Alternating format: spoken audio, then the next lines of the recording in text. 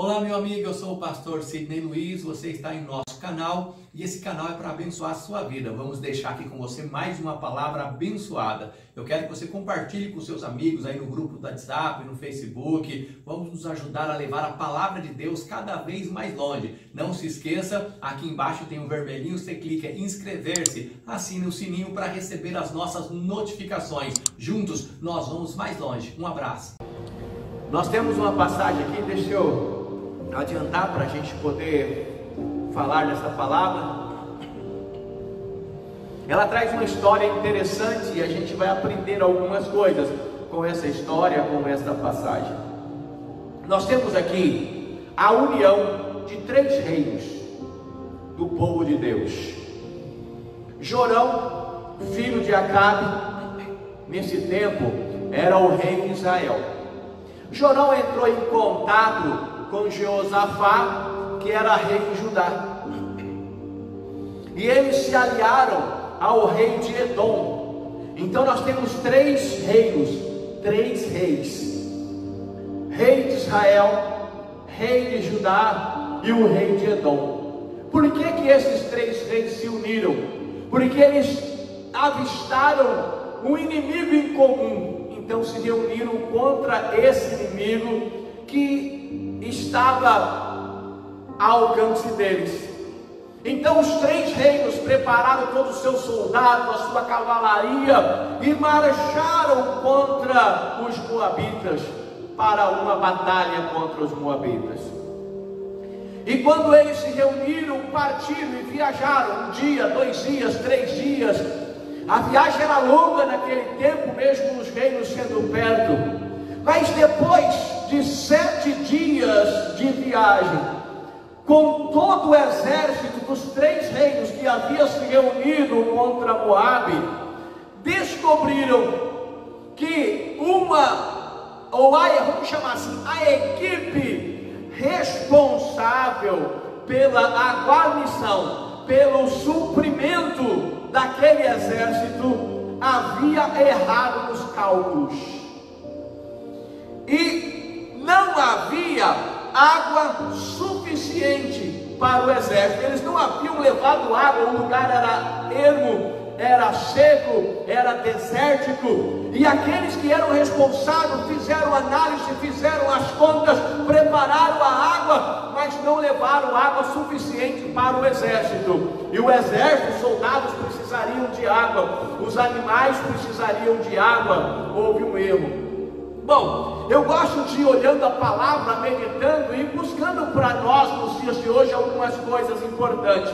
Logo nesse erro, nós percebemos que é o erro da maioria de nós. Nós temos um projeto e nós às vezes não trabalhamos bem esse projeto, não damos um tempo de maturação necessário para esse projeto, e às vezes nós calculamos mal. E às vezes quando nós calculamos mal, nós passamos a ter problemas, porque no meio do caminho a gente pode ter algumas dificuldades que nós não havíamos previsto. Eles haviam errado e isso trouxe transtornos. Por isso é importante que nós possamos calcular bem. Tudo aquilo que a gente for fazer tem que ser bem calculado. Por quê? Porque os erros muitas vezes vão trazer para nós situações delicadas, complicadas, e às vezes o conserto disso vai ser um problema. Então quando eles perceberam que se encontrava sem água, os animais, os soldados, naquele sol escaldante, o rei Jorão logo se desesperou. Veio a confusão, veio o desespero. E agora, o que nós vamos fazer? Por causa de um erro de alguém da equipe. Nós precisamos trabalhar em equipe. A nossa vida é toda uma equipe, né? A família é uma equipe. Às vezes as pessoas, alguém da família fala: sou eu, é a minha vida, é o meu jeito. Um erro seu, um erro nosso afeta toda a nossa casa, toda a nossa família. O erro não afeta só você, mas todos da sua casa. Nós somos uma equipe, seja de trabalho, seja da igreja, ou seja uma equipe familiar. Bom, o rei já logo ficou desesperado. desesperado, porque, é claro, o cálculo errado trouxe a maior confusão, e aí se instalou uma crise. O erro sempre instala uma crise. Eu sei que você já errou, assim como eu. A nossa vida é feita de decisões e escolhas, e nós já fizemos decisões erradas, escolhas erradas, e que gerou crise. Às vezes a crise vem, e muitas vezes ela é inevitável. Mas o problema não é a crise, porque a crise vem para todo mundo. Gabriel, um pouquinho de som para mim, aumenta um pouquinho. A crise vem para todo mundo. A crise vem para mim, a crise vem para você, independente do seu credo religioso, a crise vai chegar. Só que aí a gente precisa, nós precisamos nos posicionar. Eu costumo dizer que diante da crise, você só tem dois caminhos: você cresce ou você diminui. Se você está passando pela crise agora, pastor Sidney Luiz, o que é crise? Tudo aquilo que foge momentaneamente ao seu controle, tudo aquilo que você olha e fala: meu Deus, o que eu faço? Meu Deus, e agora? Tudo aquilo que lhe causa medo: meu Deus, o que vai ser? Meu Deus, como será? E você não sabe como as coisas vão acontecer, e muitas vezes te tira o sossego, te traz inquietação. Isso é crise. A crise vem para todo mundo. Você pode ser evangélico, um homem de oração, mulher de oração, ler a Bíblia, vai ter dificuldades. Quando o salmista, ele declara: 1000 cairão ao teu lado, 10.000 à tua direita, mas tu não serás atingido. É para quem? Para alguém que está em meio a uma crise. Porque se não tivesse crise, não estaria caindo 1000 de um lado e 10.000 do outro. É no meio da crise, no meio da luta, no meio da batalha que vem a promessa: você não será atingido. Ou seja, essa crise não vai matar você. Ou seja, essa crise não tem poder para matar os seus sonhos. Se você está passando pela crise agora, eu quero dizer para você que essa crise é passageira. Meu irmão, minha irmã, isso vai passar. Talvez você não esteja entendendo agora, mas você vai entender depois, porque agora você está passando pela luta, mas você vai cantar o hino da vitória do outro lado. Eu creio e eu sei que assim é a palavra de Deus, e eu profetizo sobre a sua vida. A crise vem, mas ela passa. A crise é a tempestade. Às vezes a tempestade vem, inunda alguns lugares, derruba alguns telhados, e a tempestade é forte, mas ela é passageira. E depois da tempestade vem a calmaria, vem a bonança. E pode perceber, a calmaria, a bonança sempre é maior do que a tempestade, e assim será também na sua vida. O rei Jorão logo entrou em crise. Mas quando a gente está na crise, o que nos faz? Pastor, o senhor falou que na hora da crise a gente cresce ou diminui. Mas o que vai definir esse crescimento ou esse decréscimo? O que vai definir a minha altitude ou a minha queda? É a posição que nós tomamos diante da crise. É a maneira que nós nos colocamos. Quando o rei se desesperou, um conversou com o outro, reuniram os três reis. Os três reis, os três líderes. Meu irmão, não tem como fugir da luta. Não queira que as outras pessoas resolvam o seu problema. Não ache que as pessoas vão resolver a sua situação. Tem gente que vive sempre de autocomiseração. Ele é um coitado, ele é uma vítima, e quer que todo mundo resolva o seu problema. O problema que ele está enfrentando é por causa da mãe, é por causa do pai, é por causa do irmão, é porque alguém abandonou, é porque alguém deixou, é porque alguém traiu. Tudo isso pode acontecer, mas mesmo que tudo isso aconteça, o responsável pela tua vida é você. Então não tem como fugir da responsabilidade. Eu nunca vi gente que põe a culpa em todo mundo ter vitória. Eu nunca vi gente achando que os outros têm que resolver os seus problemas, tendo os problemas resolvidos. Os reis eram responsáveis, era o exército deles. Então reuniram os três reis e começaram a se posicionar para sair da crise. Olha que interessante, olha que exemplo. Eu gosto de ler a Bíblia sempre assim, trazendo para nós hoje. Os três reis foram falar com o profeta Eliseu e pediram que ele orasse a Deus e que trouxesse uma palavra para que eles não caíssem nas mãos do inimigo. Ah, pastor, mas é uma sede. Não é sede não, eles iam morrer, eles iam estar fracos, eles iam estar desidratados, eles poderiam ter insolação, eles poderiam morrer antes da batalha, ou estar tão enfraquecido que seria um prato cheio para o inimigo. Às vezes você está tão enfraquecido que o inimigo está sapateando na tua porta, na tua casa, e você não percebe. Olha só, eles foram falar com o profeta Eliseu. Primeira coisa, na hora da crise, busque a direção de Deus.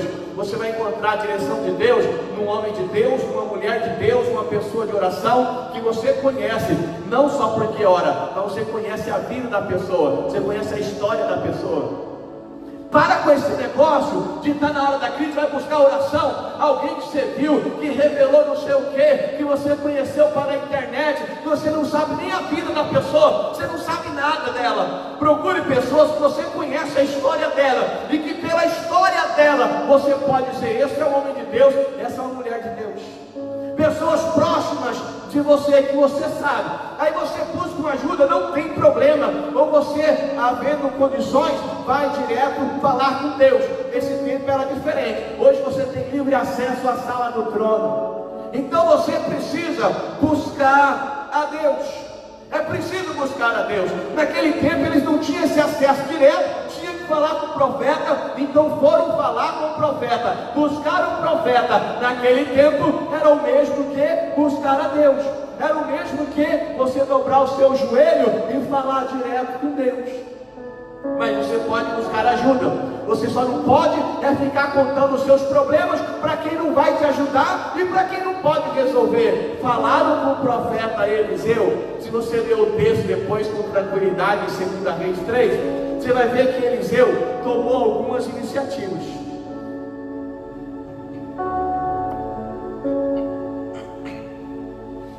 Eliseu não falou assim, fica tranquilo, eu vou orar, vai resolver. Não, ele mandou eles fazerem algumas coisas.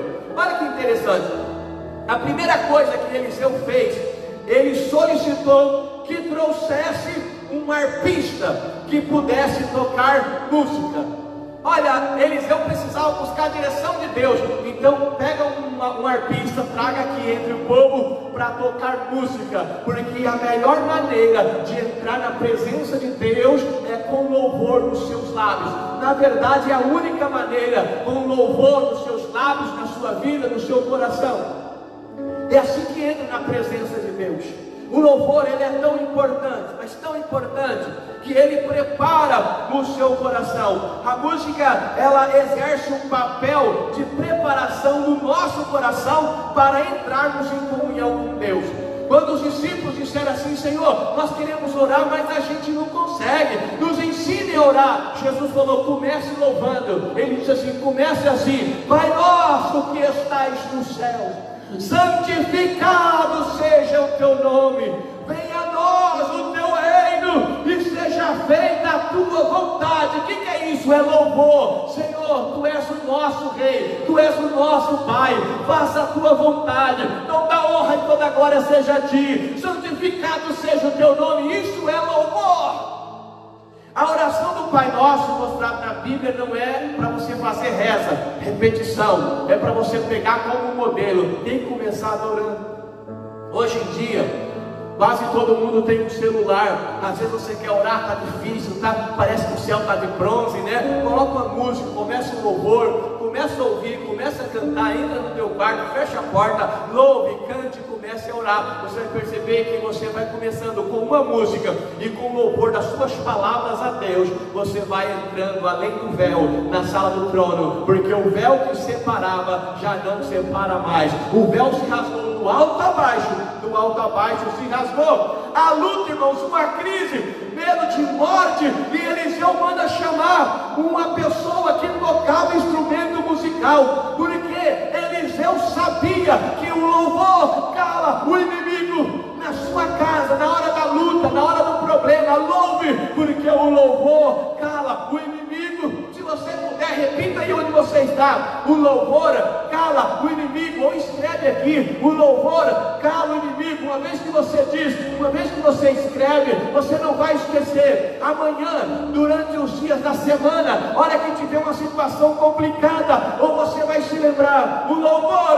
cala o inimigo. Então na hora da dor, na hora do choro, na hora da luta, você vai se lembrar de louvar, porque quem louva na hora da luta, canta o hino da vitória do outro lado. Louve sempre o nome do Senhor. Eles precisavam de uma direção de Deus, e Eliseu sabia que precisava louvar para que recebesse. À medida em que a canção era entoada,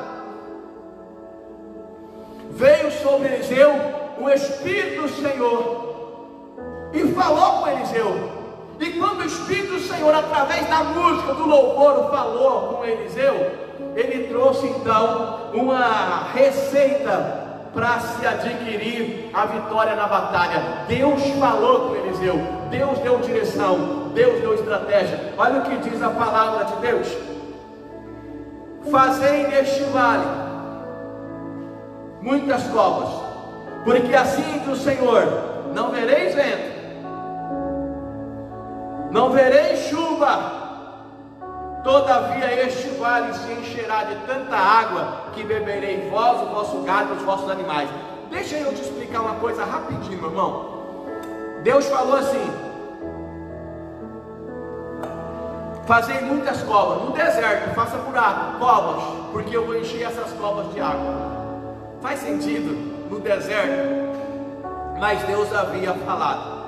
E Deus falou assim: ó, não vereis vento, não vereis chuva. Tem gente que quer ver vento e quer ver chuva. Tem gente, irmãos, que tem um problema, ele quer que alguém ora e põe as mãos sobre ele e fala: eis que o Senhor mandou dizer, eis que eu estou sentindo aqui, olha, eu estou tendo uma visão. Você pode ver, pode sentir, pode ter, ou na grande maioria não sentir nada, porque o que vai causar, o que vai provocar o milagre e a bênção na tua vida não é a visão e nem o sentimento, é a fé. Você precisa acreditar. Deus já falou assim: ó, não vai ter vento não, mas eu vou mandar água. Não vai ter nuvem no céu, não vai cair chuva, mas pode fazer a cova no vale, que eu vou encher de água, diz o Senhor. É interessante, irmãos, que essa ordem parece ser sem sentido. Por quê? Uma ordem para cavar cova no vale, no deserto, mas era a ordem e a palavra de Deus. Irmãos, uma ordem de Deus não é para ser questionada, é para ser obedecida. Eliseu era um profeta de honra em Israel. Todo mundo conhecia a história dele, como eu acabei de falar. Ele era um homem respeitado, não era um aventureiro. E ele havia falado, ele era a boca de Deus no meio do povo. Que você seja respeitado e que você seja a boca de Deus na tua casa, na tua família. As covas no vale, vai lá, faça covas. O que essas covas no vale podem representar para nós nos dias de hoje? A primeira coisa que eu posso perceber que essas covas representam na nossa vida são reservas que precisamos fazer no nosso coração. Nós estamos passando agora por um deserto, porque figurativamente falando, o deserto são momentos difíceis na vida. E que momentos difíceis nós estamos passando. Talvez você esteja passando por lutas, questões difíceis provocadas pelo momento atual que nós estamos vivendo no nosso país por essa pandemia. Momentos complicados e delicados. E passar por esse momento, nós precisamos preparar e precisamos fazer algumas reservas. Se faz necessário que cada um de nós tenha reservas espirituais. está bem com você, então ore, não espera chegar a luta, porque a oração, ela provoca reserva. Cada oração, a leitura da Bíblia, o estudo da palavra de Deus, é como se fosse um depósito na sua conta corrente. Na hora da crise, você precisa sacar, o cheque já está assinado, Jesus Cristo, você depositou, tem para sacar. Então crie reservas da sua vida, assim como o camelo, para atravessar o deserto e sobreviver, sem passar pelo processo de seca, de insolação, de desidratação. Crie reservas, ore ao Senhor, tenha uma vida de fidelidade, aprofunde-se no seu relacionamento com Deus. Pastor Sidney, como que eu posso aprofundar no relacionamento? Leitura da palavra, exercício da fé, prática da palavra, oração, comunhão com Deus, meditação na palavra. Isso é importante, é necessário. Nós temos que estar atentos a uma palavra simples, mas dita por Tiago, tão importante. Tiago disse assim na sua epístola, no capítulo 1, versículo 22: e sedes cumpridores da palavra e não somente ouvintes. Sejam praticantes, não somente ouvintes, enganando a vós com um falso discurso. Porque se alguém é ouvinte da palavra e não é praticante, é semelhante ao homem que contempla ao espelho o seu rosto natural. Fazer covas é criar estoque, é fazer reserva, é ser profundo, é construir uma sapata, é construir um alicerce, sabe, aquela base da estrutura de uma casa, a parte mais larga, profunda, que sustenta tudo. Isso é fazer covas. Fazer cova representa o tamanho da fé que cada um tem na palavra de Deus. Por quê? Porque o profeta diz assim, ó, vai lá e cave covas. O rei chegou e disse para os soldados, cada um cave a sua própria cova. Não para morrer, tá? Cova para encher d'água. Cuidado. E eles então começaram a cavar. Mas imagina, meu irmão, um deserto, uma seca, já começando a sede. E como que eles vão cavar? Que ânimo eles têm para cavar em meio ao deserto? Que ânimo você tem para ser fiel em meio à crise? Que ânimo você tem para continuar servindo a Deus quando tudo parece ao contrário? É aí que entra a sua fé. É aí que entra o exercício da fé. É aí que você coloca em prática o que você aprendeu. Porque dizer glória a Deus sorrindo porque está tudo bem, qualquer um faz. Você tem que dar glória a Deus quando as lágrimas estiver caindo assim no seu rosto, quando a luta estiver difícil. Você diz glória a Deus, eu sei que meu Redentor vive e que por certo se levantará em meu favor, se levantará sobre a terra. Cada soldado tinha que fazer a sua cova, e a palavra de Deus dizia que as covas se encheriam de água para beber não só a família, o soldado, como também os animais. E aí vem a questão da fé de cada um. Alguns fizeram uma cova enorme, eu quero bastante água. Outros fizeram uma cova pequena, vai que só trabalho, eu vou ficar mais cansado ainda. Tem muita gente, irmãos, que diz que crê em Deus, mas na hora de agir, ele não crê. Falar, todo mundo fala, eu sempre digo, até papagaio fala, mas e fazer? Alguns soldados foram lá e construíram uma cova maior. E olha, é bíblico, tá? Cada um recebe da maneira que contribui. Cada um recebe da maneira que crê, da maneira que age, da maneira que faz. E a Bíblia diz que os soldados fizeram covas, alguns maiores, outros menores, cada um segundo a sua fé. E diz a Bíblia que ao fim da madrugada, estando os soldados extenuados, cansados, ainda dormindo, desceram umas águas das montanhas do Edom. As montanhas que tinha lá perto, começou a descer água. Não choveu, não teve vento, mas a água começou a descer lá do monte. Era deserto, mas começou a descer água. O que será que aconteceu? Deus fez nascer, Deus fez surgir uma mina de água nas montanhas próximas aonde eles estavam. Deus está preparando uma mina de água próximo aí perto da tua casa, nas montanhas que te cercam, mesmo que esteja difícil, mesmo que pareça impossível, Deus está preparando uma mina e as águas de Deus vão jorrar sobre a tua vida, sobre a tua casa, sobre a tua família. Eu profetizo em nome de Jesus, receba a bênção de Deus aí. Aleluia.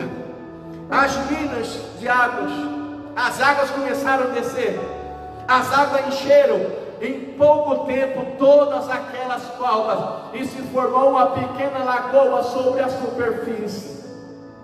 Deus havia falado e Deus cumpriu. Aquele que começou a boa obra em você, na tua casa, na tua família, é fiel para cumprir. Creia no poder de Deus. Durante o dia a batalha foi travada. Durante o dia a batalha aconteceu e o exército de Israel sagrou-se vitorioso, e após a vitória voltou para o vale e foi dado a cada um o direito de usufruir da água que estava empoçada na cova que haviam construído. Não deram para beber da cova do outro, cada um bebia da sua cova, cada um bebia daquilo que havia construído. Meu irmão, você come e bebe pelo exercício da tua fé, não é a fé do teu irmão. Faça a sua parte. Aquelas covas representam a capacidade que cada um de nós temos em fazer a obra de Deus. A Bíblia diz em Romanos 12:3: porque pela graça me é dada, digo a cada um dentre vós, que não pense de si além do que convém, antes pense com moderação, conforme a medida da fé, que Deus repartiu a cada um de vós. Não fique achando que você é um super-homem da fé, mas também não vem me falar, eu sou um coitadinho.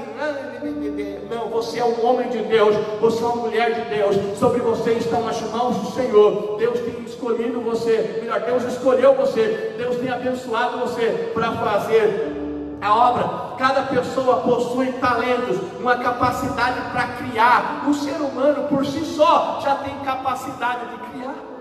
Imagine um homem, uma mulher de Deus, de apresentar projetos, desenvolver projetos, de exercer atividades diversas. Então saiba que Deus conta com você para que a sua vida seja uma bênção. Tem gente que acha que Deus quer só abençoar ele. Deus não quer apenas se abençoar. Deus quer que você seja como Abraão. Ele falou assim: eu vou te abençoar, mas maior do que eu te abençoa seja você uma bênção. Irmão, seja você uma bênção. Ser tu uma bênção. E é importante que possamos tomar posse da palavra de Deus. Você entendeu, meu irmão, a história? Eu termino por aqui, mas espero que você não esteja aqui perdendo tempo. Eu espero que você receba e tome posse da palavra de Deus, em nome de Jesus. E agora eu vou orar. Coloque os nomes aí para a gente poder orar. Você já colocou? Se não colocou, se falta, coloque aí. Vou tomar uma água aqui que veio da mina de Deus, e aí nós vamos orar. Aleluia. Que Deus abençoe você, tua casa, tua família. Vamos orar. E depois da oração eu quero conversar com você. Um momento importante. Já já a gente termina. E assim que eu encerrar o culto, antes de encerrar a live, eu leio aqui alguns nomes. Você que está participando conosco, fique aí até o final, por favor. Se prepare para a oração. Vamos orar, irmão?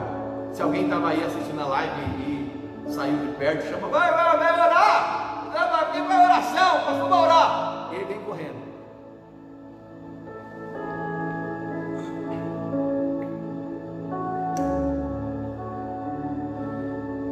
Oremos em nome de Jesus. Senhor, Tu és o Deus de ontem, de hoje e eternamente. O Senhor ainda opera milagres pela fé. Hoje, nesta noite, eu apresento esta casa, esta família. Talvez, meu Deus, por alguma situação, talvez por alguns erros, ou até mesmo pela situação que vai se formando ao longo do tempo, não esteja fácil nessa casa. Talvez esta pessoa esteja assustada, com medo. Ela ouve tanto falar de morte. Talvez ela está sem poder trabalhar. As suas finanças, meu Deus, estão complicadas. Talvez ela não tenha condição nem de suprir a sua necessidade no momento. Talvez ela esteja até precisando de ajuda de outras pessoas, talvez familiares tenham se reunido, amigos, para que ela possa manter a sua caminhada. Talvez ela tenha se assustado porque o trabalho exige que ela vá e ela tem que enfrentar as dificuldades e a situação deixa ela preocupada. Meu Deus, talvez ela tenha esmorecido a tua fé nesse tempo em que os nossos cultos têm sido por live. Muitas pessoas conseguem, meu Pai, cultuar a Ti, participar do culto, e até o final alguns não conseguem. Ele entra, mexe numa coisa, mexe na outra e não consegue participar de um culto, e já faz muito tempo que ele vê culto, assiste culto, mas não cultua o Senhor, e isso enfraquece a fé dele. Meu Deus, então eu peço que o Senhor derrame a tua graça e a tua bênção, que a mira do Senhor derrame água de bênção sobre a vida desta pessoa, sobre a casa dela, sobre a alma, sobre o sentimento, sobre as emoções. Renova, Senhor, renove esta pessoa, renove a fé dela, abençoe a vida dela. Não deixe que nessa luta, nesse tempo difícil, a fé dela diminua e que ela desmoreça, que ela esmoreça, mas que ela continue firme, crendo na tua palavra. Aqueles que estão enfermos, meu Pai, estão doentes e recebem essa oração agora, na autoridade que o Senhor me dá, eu repreendo toda enfermidade e todo mal. Seja abençoado, seja curado, seja livre pelo poder de Deus, em nome de Jesus. Recebe a oração aí, meu irmão, em nome de Jesus, e diz amém.